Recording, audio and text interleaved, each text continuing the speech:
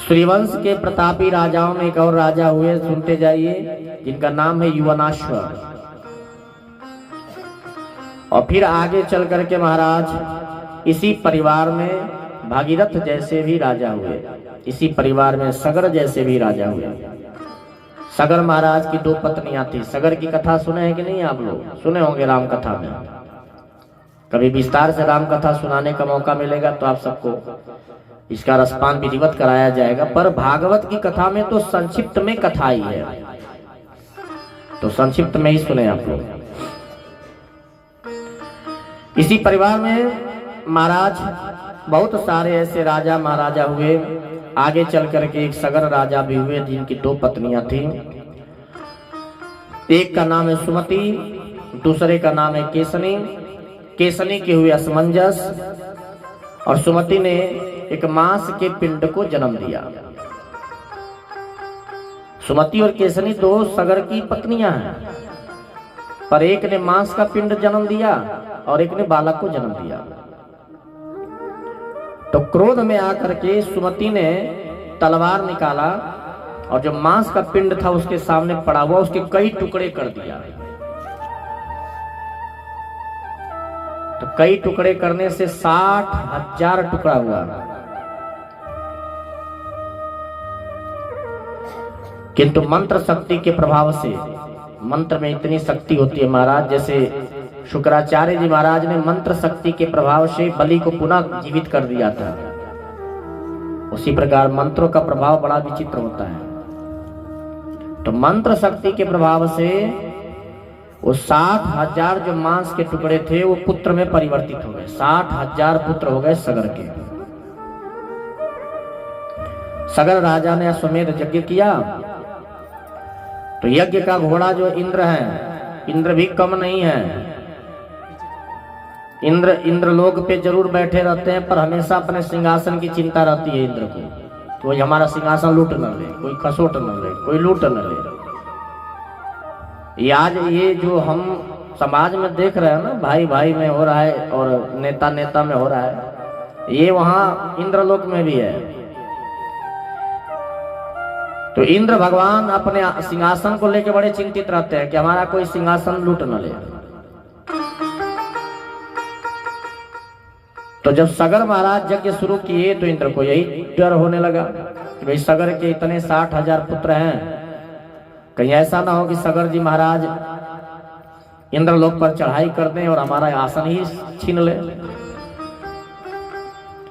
तो इंद्र भगवान ने सगर का यज्ञ में जो घोड़ा छोड़ा जाता है, उस घोड़े को ही चुरा करके और ले जाकर कपिल मुनि के आश्रम में बांध दिया।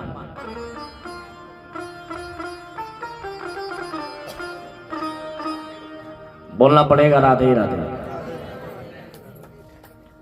कपिल मुनि के आश्रम में बांध दिया। अब घोड़े की खोज होने लगी, भाई घोड़ा कहाँ गया।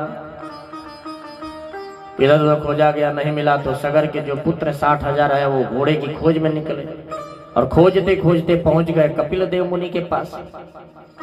कपिल मुनि के आश्रम में पहुंचे तो घोड़ा सामने पड़ा है। कपिल मुनि तो अपनी तपस्या में लीन है, उन्हें पता ही नहीं है कि घोड़ा आया कब, क्या आया, वो तो तपस्या में लीन है। और इंद्र ने अपनी कला कर दिया। सगर के 60,000 पुत्र जब गए तो उन्हें लगा कि कपिल मुनि जो है ये घोड़ा चुरा करके लाए हैं, और बिना जाने बिना सुने कपिल मुनि को ही बहुत सारी अपशब्द बोले। कपिल मुनि क्रोध में अपने नेत्र खोले और सब जल के भस्म हो गए। और 60,000 पुत्र त्राहिमाम करने लगे, बहुत प्रार्थना की, रोने लगे, प्रेत योनि में चले गए, जल के भस्म हो गए। सगर के 60,000 पुत्रों के ऊपर कृपा कैसे हो? कपिल मुनि ने आशीर्वाद दिया, महाराज गंगा मैया जब धरती लोक पर आएंगी तब जाकर ये सगर के 60,000 पुत्रों का कल्याण होगा। और जिस गंगा में आज आप डुबकी लगाते हैं ना, और जाकर के गंगा मैया में बहुत सारी गंदगियां कर देते हैं, ये गंगा मैया इसी कारण धरती पे नहीं आ रही थी। कल हमने सुनाया ना, बहुत लोग कथा में कल सुने, गंगा मैया वामन भगवान के जब चरण, जब 3 पग भूमि नाप रहे थे वामन भगवान, तो एक पग धरती पर रखे थे और दूसरा पग जब घुमाते हुए तीनों त्रिलोक को नाप रहे थे, तो वामन भगवान का पैर ब्रह्मलोक में जब गया तो ब्रह्मा जी ने उस चरण को धो लिया। ब्रह्मा ने चरणों को, प्रभु के चरणों को धोया और धोकर कमंडल में रख लिया। वही गंगा मैया बनी।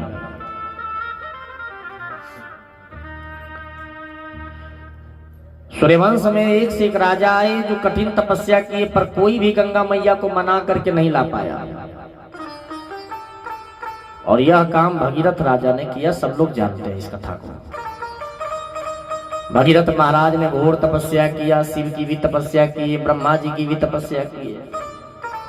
ब्रह्मा जी ने आशीर्वाद दिया, हम अपने कमंडल से गंगा जी को छोड़ तो देंगे, पर इन्हें संभालेगा कौन। शिव जी की तपस्या की। शिव जी ने कहा भाई ठीक है, हम अपनी जटा में समेट देंगे।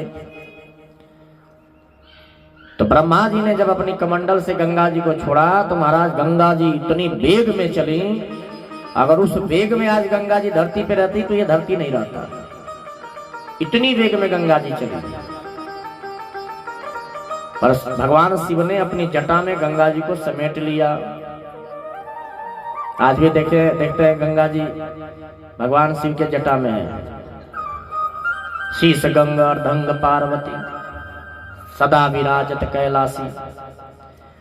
तो भगवान भोले ने अपने जटा में समेटा और भागीरथी के कहने से उन्होंने अपने जटा से गंगा जी की एक धार छोड़ी, जो हिमालय पर्वतों से होते हुए गंगा पृथ्वी लोक पर आई। बोले गंगा मैया की जय।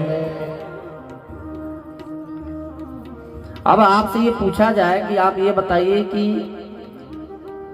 सबसे पवित्र और सबसे महत्वपूर्ण इस संसार में गंगा मैया है कि ये जो भागवत रूपी गंगा आपके बीच बह रही है ये है? अगर आपसे ये प्रश्न किया जाए तो बहुत सारे लोगों का जवाब टेढ़ा मेढ़ा आएगा। कोई कहेगा गंगा जी है, कोई कहेगा भागवत भगवान है।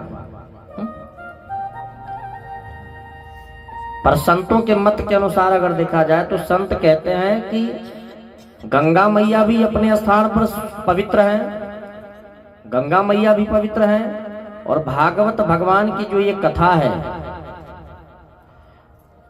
यह भी अपने स्थान पर परम पवित्र है। दोनों में कोई अंतर नहीं है, कोई तुलना नहीं हो सकती। दोनों के ही महत्वपूर्ण महाराज इनकी माता है। परंतु ध्यान से समझिए, परंतु अभी आपको गंगा में डुबकी लगानी हो तो आपको गंगा जी के पास चल के जाना पड़ेगा। यहां से कोसों दूर होंगी ना गंगा जी, कोसों कई किलोमीटर दूरी पर होंगी।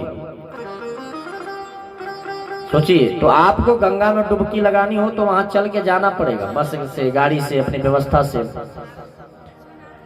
पर हाँ समझिए 450 किलोमीटर, यहाँ 500-400 बनारस जाना पड़ेगा।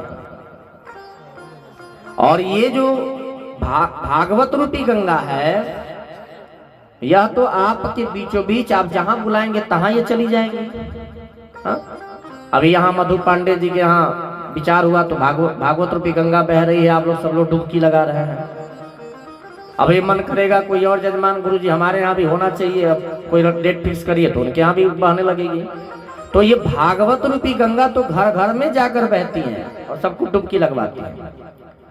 इसीलिए गंगा से भी अगर पवित्र किसी को माना गया है तो भागवत रूपी इस गंगा को माना गया है, जो घर घर में जाकर सबका कल्याण करती है। बोले भागवत भगवान की। महाराज भगीरथ के प्रयास से गंगा जी पृथ्वी लोक पर आई। और मैं आपको थोड़ी सी बता दूं बातें। कभी भी गंगा में जाइए स्नान करने तो मिट्टी लगा करके स्नान करिए। गंगा की बालू लगाइए, गंगा की मिट्टी लगाइए, स्नान करिए। कभी सरफ साबुन का प्रयोग तो करना ही नहीं चाहिए, ये पाप है, यह धर्म है। समझिए बात को, नियम को। बहुत सारी माताएं घर से बहुत सारे कपड़े बटोर ले जाती हैं और गंगा जी में फेंक देती हैं।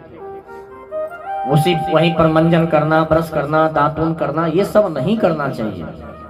अगर आप ऐसा करते हैं तो आप वहां से पुण्य कमा के नहीं आए बल्कि पाप कमा कर आए।